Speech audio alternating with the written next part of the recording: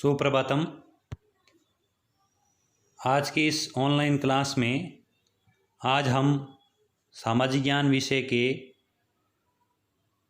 अंदर इसका जो भाग 2 है उसके बारे में हम अध्ययन करेंगे, जिसमें सामाजिक और राजनीतिक जीवन के बारे में जानकारी दी गई है। समाज और राजनीति के बारे में बताया गया है। इससे पहले हमने भूगोल विषय के बारे में अध्ययन किया था। आज हम इसके बारे में अध्ययन करेंगे। तो इसका जो पहला चैप्टर है भारतीय संविधान, तो आज का जो हमारा जो प्रकरण है वह है भारतीय संविधान। तो इसके बारे में हम जानकारी प्राप्त करेंगे।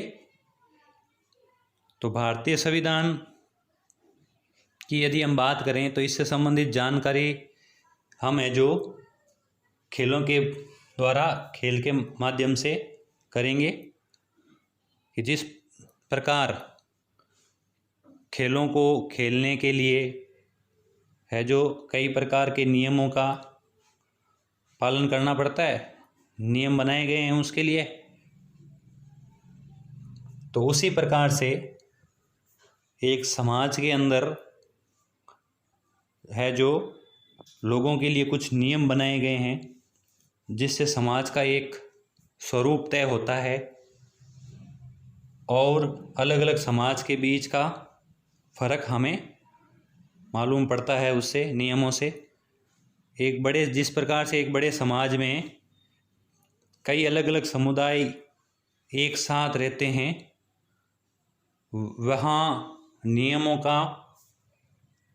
नियमों को जो आम सहमति से तय किया जाता है। तो यहाँ पर जो नियमों को है जो आम सहमति के द्वारा तय कर दिया जाता है। तो इसके आधार पर हम ये कह सकते हैं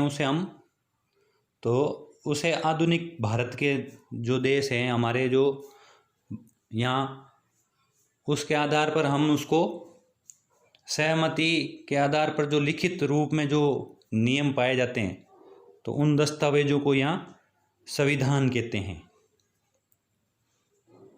तो इसकी यदि हम स्पष्ट परिभाषा हमें लिखनी हो तो हम इसकी स्पष्ट परिभाषा ये दे सकते हैं। किसी देश में शासन व्यक्ति और उसके आपसी संबंधों को निर्देशित करने वाले नियमों और कानूनों का संग्रह जो है उसे संविधान कहते हैं। तो वो संविधान कहलाता है, तो उसे हम संविधान कहते हैं।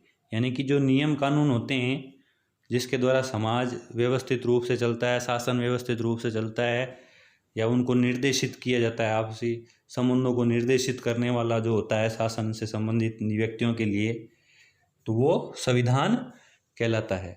तो ये एक प्रकार से खेल से भी इसको हम समझ, जैसे खेलों में कई प्रकार के नियम होते हैं, फुटबॉल का गेम है, कबड्डी है, क्रिकेट है, खो खो है, तो इनके नियम हैं।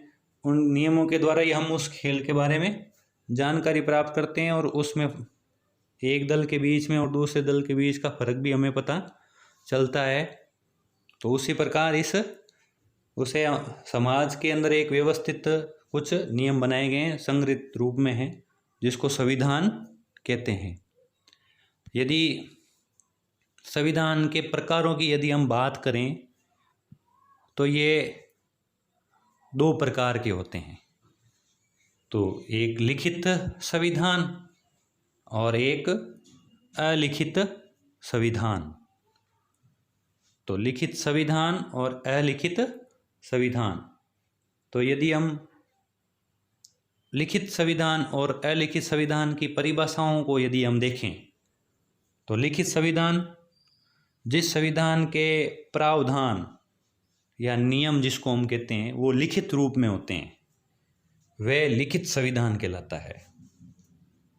और अलिखित संविधान जिस संविधान के नियम या प्रावधान जो हैं वो लिखे नहीं जाते हैं, बल्कि परंपराओं के आधार पर रहते हैं।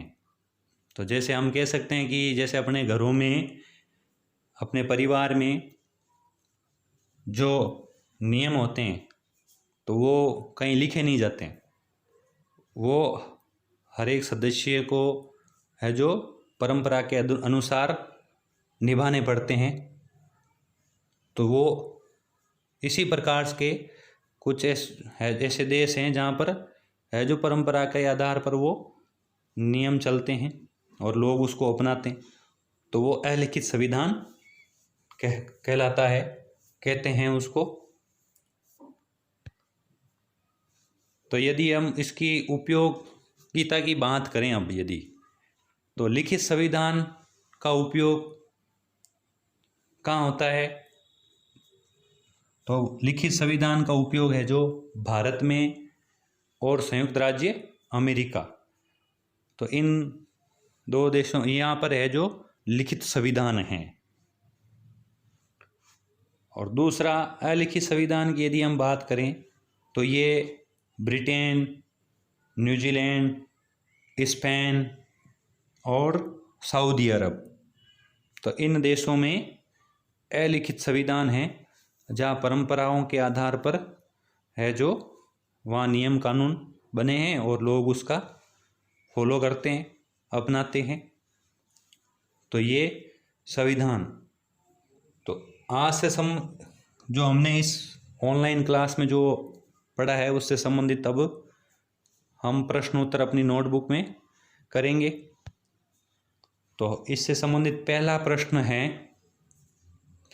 संविधान किसे कहते हैं? तो वीडियो के माध्यम से आप इसकी परिभाषा आसानी से आप इसको कर सकते हैं।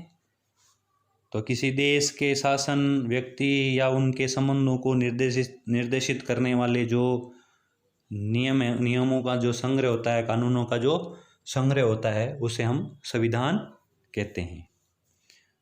आगे दूसरा प्रश्न है, संविधान के कितने प्रकार हैं? नाम लिखिए। तो संविधान के प्रकार 2 प्रकार हैं, लिखित संविधान और अलिखित संविधान। अगला तीसरा प्रश्न है इससे संबंधित ही, अलिखित संविधान किन किन देशों में उपयोग में लिया जाता है? तो उन देशों के नाम आपको यहाँ पीछे वीडियो में बताए हैं, ब्रिटेन, स्पेन, सऊदी अरब, न्यूजीलैंड। तो इन देशों में ये अलिखित संविधान का उपयोग किया जाता है, अलिखित संविधान है वहाँ। तो आज के लिए इतना ही, धन्यवाद।